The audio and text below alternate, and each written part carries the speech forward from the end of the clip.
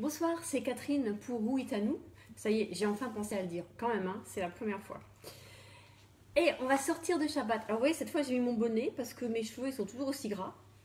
Mais c'est pas pour ça que j'ai mis un bonnet. Enfin, pas que.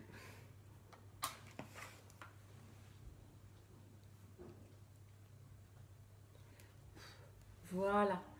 Seigneur, vraiment viens enflammer nos cœurs pour toi. Et puis j'ai mis un bonnet parce que ce matin, ou plutôt cet après-midi, tout ce que j'ai pu partager sur Samson est entièrement lié au combat. Et ce qu'on apprend dans l'histoire de Samson, c'est que ce premier combat, le lieu de premier, c'est là, nos pensées, notre cœur, nos émotions, mais nos pensées. Nos pensées. Et quand on regarde entre Gédéon, qui dit Seigneur, est-ce que c'est vraiment toi? Alors tu fais que la pluie tombe sur la toison pour me dire que c'est vraiment toi, tu voyais? Et puis si c'est pas toi, enfin si c'est vraiment toi, est-ce que cette fois tu peux faire que la pluie ne tombe pas sur la toison? Donc voilà ce combat-là.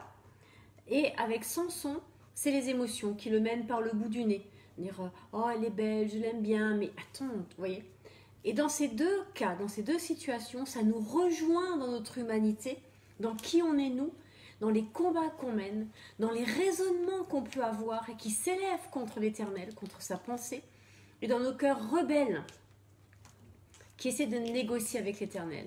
Et le nazir, le premier nazir, ce nazir-là, de guerrier, eh bien c'est pour remporter la victoire dans ces dimensions de nos vies.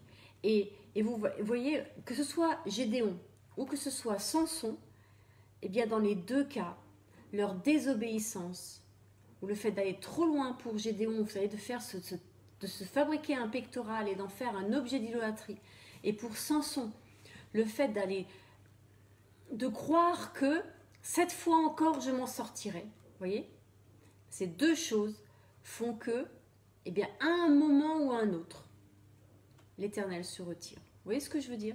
L'Éternel se retire. Et Samson, comme Gédéon, ils vont se perdre.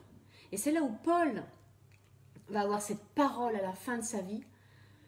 J'ai gagné la couronne, j'ai remporté la victoire, j'ai gardé la foi. Et au fond, il n'y a que ça qui compte. Qu'on ait été Gédéon, qu'on ait été Samson, qu'on ait été Élie au Carmel et qu'on ait vu descendre le feu du ciel. En parenthèse, c'est pour faire une dépression derrière. Clin d'œil. Qu'est-ce que ça peut faire si j'ai perdu la foi? Et Jésus le dit bien. Vous entendez, vous vous rappelez cette parole? En mon nom, vous avez chassé des démons. En mon nom, vous avez guéri des malades. C'est plutôt les gens qui disent Seigneur, mais en ton nom, nous avons chassé des démons. En ton nom, nous avons guéri des malades. Et qu'est-ce que Jésus leur répond? Qu'est-ce que Jésus, Yeshua, leur répond? Je ne vous connais pas. Éloignez-vous de moi. Vous qui commettez l'iniquité. Vous qui ne prenez pas soin. J'avais vraiment à cœur de terminer ce Shabbat et d'entrer dans cette semaine avec mon chapeau. En plus, il est blanc, je n'ai pas fait exprès. Seigneur, garde nos pensées. Garde nos cœurs ancrés en toi. Je souris parce qu'Ayette est en face de moi et elle me regarde et elle fait c'est mon chapeau. Un grand débat sera qui est ce bonnet en fait. Seigneur, garde nos pensées ancrées en toi. Garde-nous un cœur rempli de toi.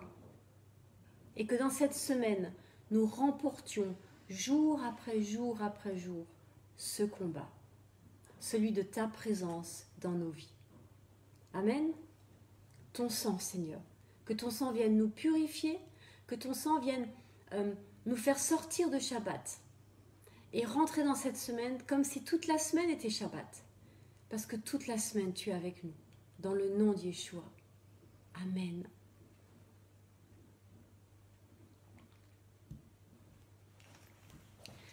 Et que ces bâtons de cannelle nous rappellent l'autel des parfums dans le lieu saint. Voilà. Que ma vie sente bon. Que ma vie, oui, soit un autel pour toi. Et que de ma vie émane un parfum qui réjouisse ton cœur. Dans le nom de Jésus Yeshua, soyez bénis. Amen.